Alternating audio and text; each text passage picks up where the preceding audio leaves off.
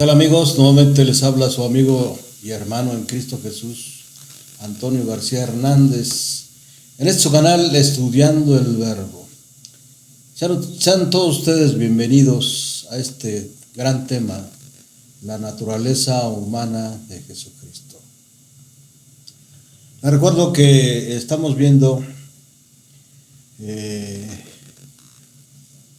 dos posiciones que hay dentro de la Iglesia Adventista del Séptimo Día acerca de la naturaleza humana de Cristo. Por un lado están los prelazarios y por otro están los postlazarios. Los prelazarios, que es lo que estamos viendo en esta hora, creen, ¿verdad? Y ya hemos visto algunas citas del Espíritu Profecía, hemos visto también algunas citas de la palabra de Dios, donde se refleja la razón por la cual ellos creen que el Hijo de Dios, su naturaleza humana es como la de Adán antes de que Adán pecara. Así que vamos con el cuarto postulado en esta hora, pero antes quiero invitarles para que vayamos en oración al Dios eterno. Bendito sea nuestro Padre que estás en los cielos. Te alabamos y te glorificamos, Padre eterno, porque solamente tú lo mereces. Y te agradecemos, Padre eterno, por este privilegio que nos das de poder estudiar este tema. Queremos suplicarte humildemente que tu Espíritu nos limpie de toda inmundicia y que purifique nuestra boca, porque sin duda estamos pisando terrenos santos. Gracias por escucharnos, perdona nuestros pecados, perdona cada una de nuestras ofensas, de nuestros errores. Ayúdanos para que podamos serte fieles, Padre eterno, que tu Espíritu Santo nos vaya transformando de imagen a imagen a semejanza de tu Hijo amado. Gracias, Padre eterno, porque en Cristo Jesús te suplicamos y te rogamos infinitamente todo. Amén, amén. El cuarto postulado, dicen los prelazarios, que para que el Hijo de Dios pudiese ser una ofrenda perfecta y llevar el pecado del pueblo, no podía heredar la naturaleza espiritual caída de Adán. Debía ser limpio, sin mancha, ni contaminación. Por mucho tiempo se ha discutido, dicen ellos, en el cristianismo, si nacemos en pecado o simplemente tenemos tendencias al pecado. El hecho de que en la historia de esta tierra hubo un solo hombre que nunca pecó, por lo cual solo por él vino la redención, nos lleva a creer que Elena G. de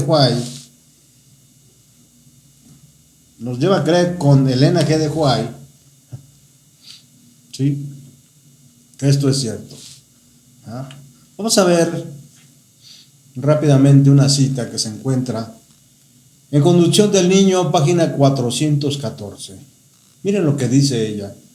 Los pecados de los padres serán visitados sobre sus hijos, porque los padres les han dado el sello de sus propias propensiones concupiscentes. Interesante esta cita, ¿no?, de Elena G. de White. Dice, los pecados de los padres serán visitados sobre sus hijos, porque los padres les han dado el sello de sus propias propensiones y concupiscencias. Cuando nosotros analizamos el carácter de nuestros hijos, ¿verdad?, su forma de ser, su forma de sentir, de ver las cosas, sin duda se cumple esto que dice Elena G. de White, que hemos dado el sello de nuestras propias propensiones concupiscentes. El apóstol Pablo escribió que las pasiones pecaminosas obran en nuestros miembros, ahí en Romanos 7:5, y llevan fruto de muerte. Y en el versículo 23 dice, porque están en guerra contra la ley de nuestra mente y nos someten a la ley del pecado que está en nuestros miembros. Por eso él dice ahí mismo en el capítulo 7, miserable de mí, ¿verdad?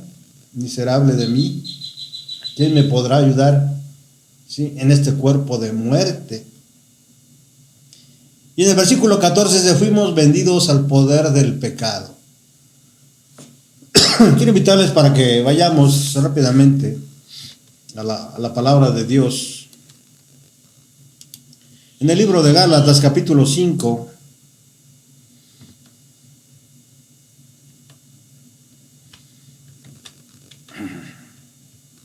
versículo 17. Gálatas, capítulo 5, versículo 17. Es una cita muy conocida por todos ustedes, que dice que porque el deseo de la carne es contra el espíritu, ¿verdad?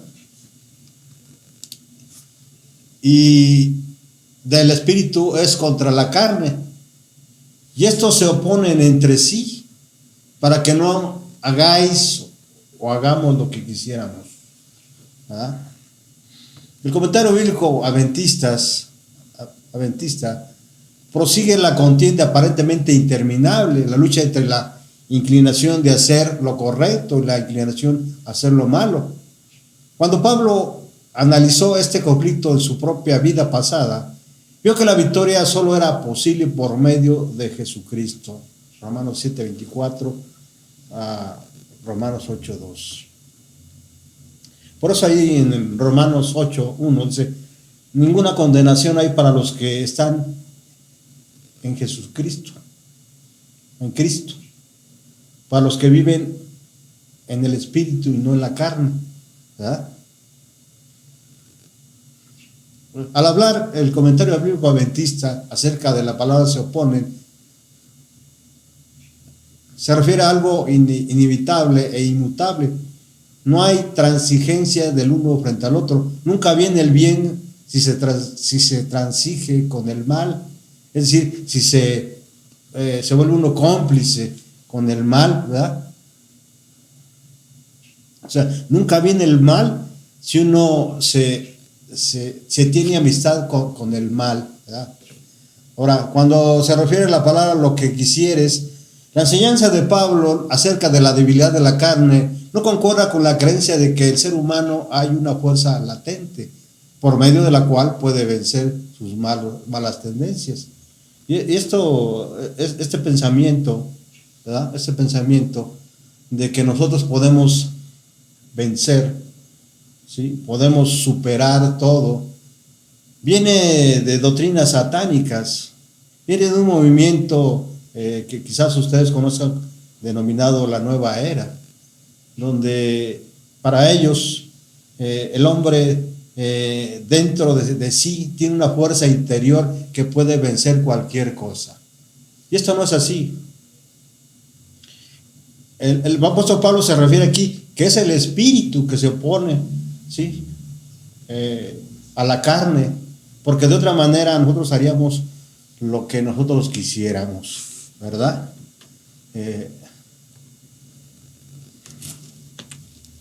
Ahora, dentro de este postulado, es necesario que toquemos el aspecto de los pequeños también necesitan un Salvador, ¿verdad? Los pequeños también necesitan un Salvador. Veamos qué dicen los prelazarios en este sentido, ¿verdad?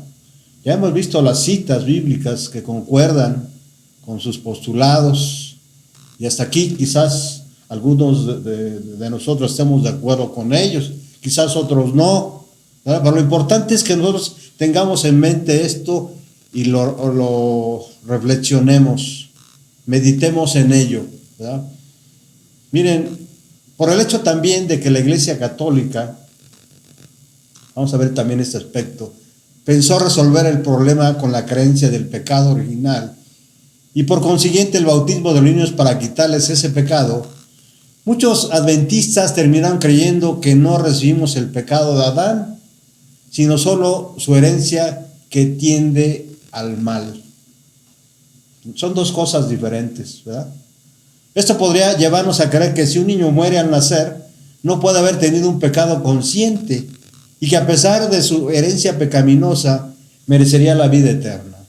Pero nos encontramos con serios problemas si nos quedamos con la idea de recibir solo la herencia pecaminosa de Adán, pero no la pérdida de vida eterna en el caso de no pecar. Por ejemplo, ¿cuál fue la culpa del hijo de David que tuvo la mujer de Urías hitita para que Dios lo matara? Allí en 1 Samuel 11 y 12, los capítulos 11 y 12, ninguna. Pero murió a causa del pecado de David, ¿verdad? Esa es una realidad. ¿Qué pasó con los niños de la generación antidiluviana que perecieron bajo las aguas del diluvio que Dios mandó? ¿Qué pasó con los pueblos enemigos a quienes Dios mandó raer de la tierra con toda su prole? Deuteronomio 20, 16 y 17. Miren lo que dice: pero en las ciudades de estos pueblos no dejarás con vida nada que respire, sino que los destruirás por completo. ¿Verdad? ¿Cuál es la razón por qué Dios mandó a raer de la tierra a todos por completo? Sin duda, el pecado. ¿Verdad? ¿Por qué? Porque las madres solían ofrecer sus criaturas a Moloch, degollándolos, y Dios mandó a destruir estas naciones por completo. En 1 Samuel 15, 22 se le da una orden al rey Saúl, ¿verdad? Diciéndole: ataca a los amalecitas y destruye todo lo que tienen, mata a hombres, mujeres y niños, no los perdones la vida a nadie, ¿verdad? ¿Y qué hizo el rey Samuel? Cumplió a medias. Por eso vino el profeta Samuel y le dijo: ¿sabes qué? Tu reino se te ha quitado y se le ha dado a otro. ¿Ah? Es terrible. Ahora, esos niños no cometieron ningún pecado y sin embargo merecían la muerte. ¿Por qué? Porque pertenecen a sus padres y todo lo que pertenece a sus padres tuvo que ser destruido. De otra manera no se cumpliría la palabra de Dios, ¿verdad? Habría una contradicción, ¿verdad? De que Dios castiga a los hijos sobre los padres hasta la tercera y cuarta generación, ¿verdad? De los que le ofenden.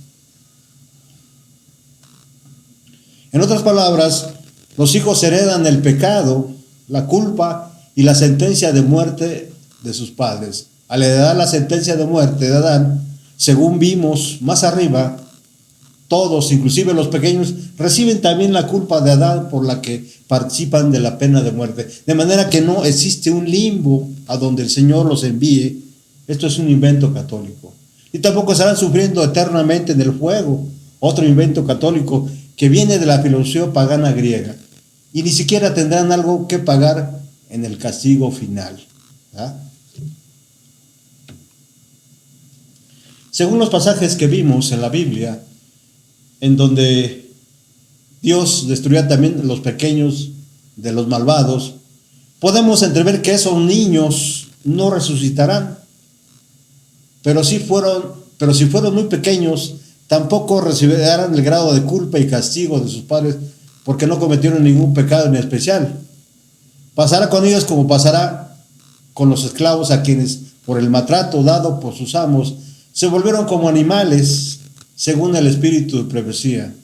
No resucitarán para seguir sufriendo, porque los llevaron a la fuerza a dejar de ser capaces de tomar decisiones propias.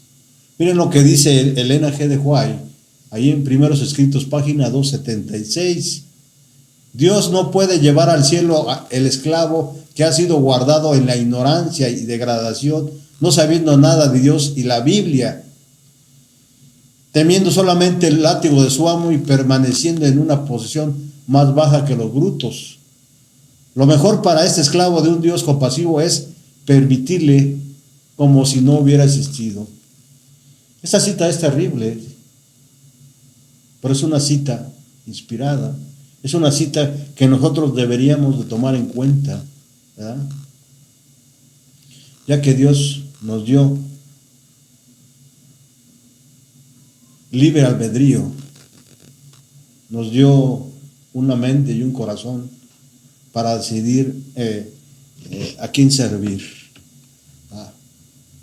Los juicios de Dios que cayeron sobre la tierra en el diluvio y sobre el mundo antiguo y que volverán a caer al final sobre el mundo entero, nos muestran que después de la caída de Adán, la pena de muerte pesa sobre toda la humanidad. De manera que para ser salvos, los pequeños como los adultos necesitan la intervención de un Salvador. ¿Qué pasará con los bebés de los padres fieles? ¿Quién sabe si no también con algunos fetos que no alcanzaron a nacer con la vida? Les serán entregados a sus madres en la resurrección porque les pertenecieron, ¿verdad? Carne de su carne y hueso de sus huesos. Formaron parte de los padres y de la herencia de vida que esos padres recibieron del segundo Adán. Esto es lo maravilloso. Esto es aquí Dios demuestra su grande amor y su justicia y misericordia y gracia, ¿verdad? Esto lo confirma en una visión de Elena G. de White. Vio como santos ángeles, ahí en el Conflicto de los Siglos, página 703, vio como los santos ángeles llevaban niñitos a los brazos de sus madres en el día de la resurrección final. Y en otra visión vio que algunos pequeños volaban, pero no encontraban a nadie que los guiase hasta que los ángeles los llevaran consigo al cielo. Deduzco que se tratara de padres cuyos pequeños murieron, que eran fieles, pero que luego apostataron. ¿Notan la diferencia entre aquellos que los ángeles entregaron a los bebés, a los padres fieles, y de aquellos niños que andaban deambulando hasta que los ángeles los llevaron consigo al cielo, ¿verdad? Y se deduce que se trataba de padres cuyos pequeños murieron cuando eran fieles, ¿verdad? Pero luego apostataron. Qué interesante, ¿no? Encontrarán allá arriba sin duda otros brazos que los mimarán, ya que sus padres se habrán perdido para siempre, ¿verdad?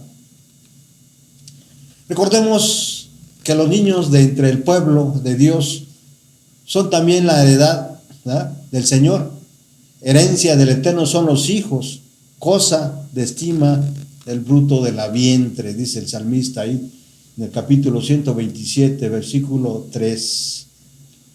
Esos niños pertenecen no solo a sus padres terrenales fieles, sino también al Señor. Dios mismo prometió a los padres fieles de su pueblo: yo salvaré a tus hijos. Isaías 49, 25.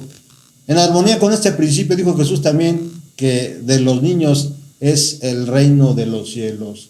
Dejar venir a los niños a mí, no se los impidáis, porque de tales es el reino de los cielos, dice Jesús ahí Mateo 19, 14, ¿verdad? Y hoy en día sigue diciendo eso: dejad que los niños vengan a mí. Muchos de nosotros estamos descuidando mucho a los niños, dejando que la televisión, dejando que los videos, dejando que el mundo sea su tutor. Por eso Jesús dice: dejad que los niños vengan a mí, no se los impidáis, porque de tales es el reino de los cielos. Y en realidad, todo el pueblo de Dios fue redimido ya en la antigüedad para ser la herencia eterna del Eterno. Deuteronomio 7:6, Deuteronomio 26, del 18 al 19. Deuteronomio 32, 9, y Primera de Reyes 8, 51, Salmo 74, 2 y 135, 4, y Primera de Pedro 2, 9. Porque mediante el evangelio que fue dado a los antiguos a través de sombras y prefiguraciones, Hebreos 4, 2, Dios adoptó su pueblo como hijo por gracia, en virtud de la redención futura del Hijo de Dios. Éxodo 4, 22 al 23. En este contexto podemos entender la admiración del apóstol Juan cuando dijo: mirad cuál amor nos ha dado el Padre, que seamos llamados hijos de Dios, y eso es lo que somos. Primera de Juan 3, 1.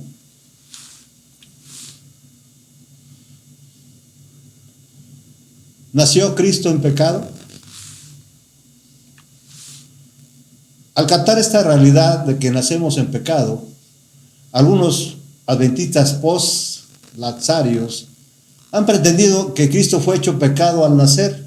Por ejemplo, Jack Siqueira,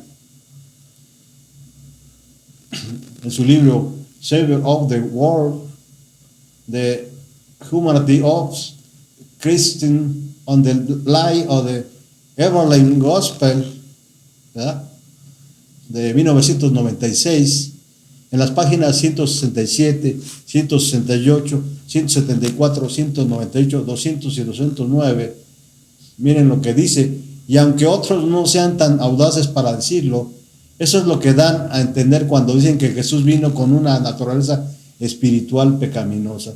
Pero preguntémonos, ¿nació realmente Cristo en pecado? Por supuesto que no, ¿verdad? Ni los prelazarios ni los poslazarios pueden afirmar esto, ¿verdad? Porque en ese caso no hubiera podido ser una ofrenda perfecta, ¿verdad? Ese es un principio que no debemos olvidar. Los católicos pensaron también resolver esa realidad diciendo que Dios hizo a María sin pecado. ¿Notan la razón por qué los católicos dicen eso? Diciendo que Dios hizo a María sin pecado e inmaculada para poder ser corredentora. Pero eso es una invención que no tiene ningún fundamento bíblico y deja abierta la pregunta de cómo pudo nacer inmaculada proviniendo de padres que no fueron inmaculados, ya que a diferencia de Jesús, sus dos padres fueron terrenales, ¿verdad? Fueron terrenales. Cuando eran hechos pecado, los animales limpios se ofrecían en sacrificio por el pecado. Eran hechos pecado cuando nacían o cuando se confesaba el pecado con la mano sobre la cabeza del animal. Levítico 4 y 15 y Levítico 5 y 5. Cuando se traían los animales para ser sacrificados, debían tener un año, ser limpios, sin defecto ni mancha alguna. Éxodo 2, 5, Levítico 1, 3 y 10, Levítico 23, 12, número 7, 57. Esa condición se requería también del Hijo de Dios para que su sacrificio fuese aceptado por Dios, quien ejerció su ministerio en pleno vigor de la vida en torno a los 30 años, Lucas 3, 23. Se ofreció a sí mismo sin mancha a Dios, Hebreos 9, 14. Fuiste redimidos de nuestra vana manera de vivir heredada, dice el apóstol Pedro, de vuestros padres. Fuiste redimidos de vuestra vana manera de vivir heredada de vuestros padres, con sangre preciosa, como de un cordero sin tacha y sin mancha, la sangre de Cristo. Hasta aquí podemos ver que Cristo nació sin pecado, ¿verdad? Sin pecado. Entonces, ¿en qué momento fue hecho pecado? En el Getsemaní, ¿verdad? Al que no conoció pecado, dice el apóstol Pablo en 2 Corintios 5:21, al que no conoció pecado, por nosotros lo hizo pecado, para que nosotros fuésemos hechos justicia de Dios en él. ¿En qué momento ocurrió esto? Según el espíritu de profecía, Dios hizo a su Hijo pecado en el Getsemaní y en forma vicaria, porque fue allí que el Hijo comenzó a sentir cuánto aborrece a Dios cuánto aborrece Dios el pecado y cuya ira debía caer ahora sobre él por haber asumido nuestra falta, aunque fue cargando el pecado del pueblo a lo largo de su ministerio. Mateo 8:17, Isaías 53:4. Miren lo que dice el deseado de todas las gentes en la página 636. Esta cita también fue añadida o compilada ya en este libro. Durante toda su vida, dice Ellen G. de White, durante toda su vida en la tierra había andado en la presencia de Dios, Juan 8:29, pero ahora le parecía estar excluido de la luz de la presencia sostenedora de Dios. Ahora se contaba con los transgresores, debía llevar la culpabilidad de la buena caída. Sobre él que no conoció pecado debía ponerse la iniquidad de todos nosotros. Y sigue diciendo en el mismo libro, en la página 637, también ahí en una compilación de 1955, dice ella, sentía que el pecado le estaba separando de su padre. La cima era tan ancha, negra y profunda que su espíritu se estremecía ante ella. No debía ejercer su poder divino para escapar de esa agonía. Como hombre debía soportar la ira de Dios contra la transgresión.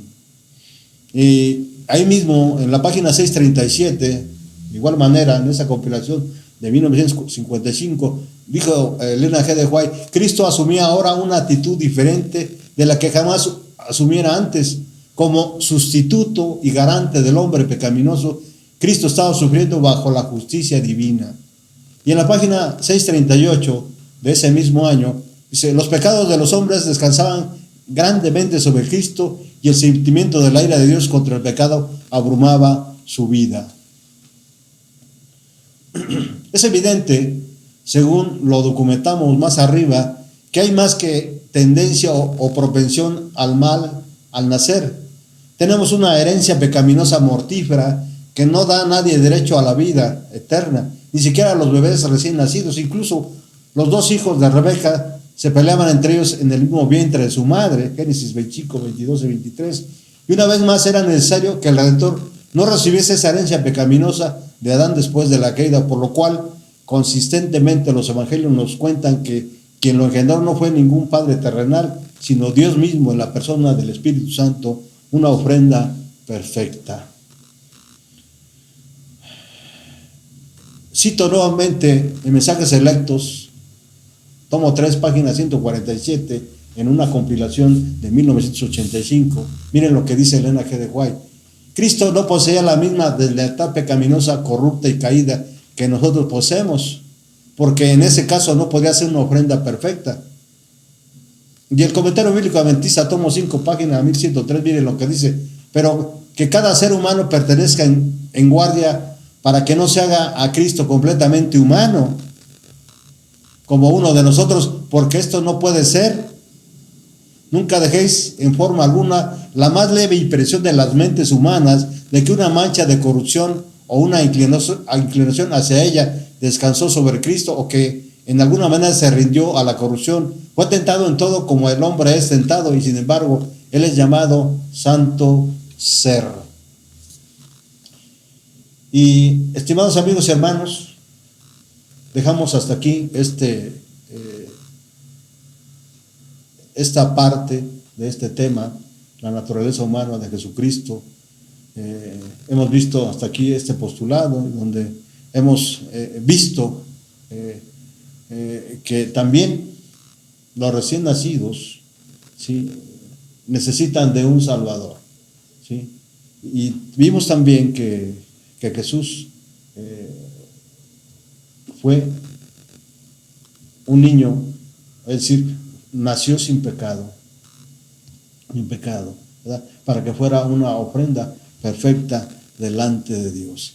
Quiero invitarles para que me acompañen en el siguiente video, donde vamos a ver otro postulado relatario titulado, si no hubiese sido una ofrenda perfecta, tampoco hubiera podido ser nuestro sustituto.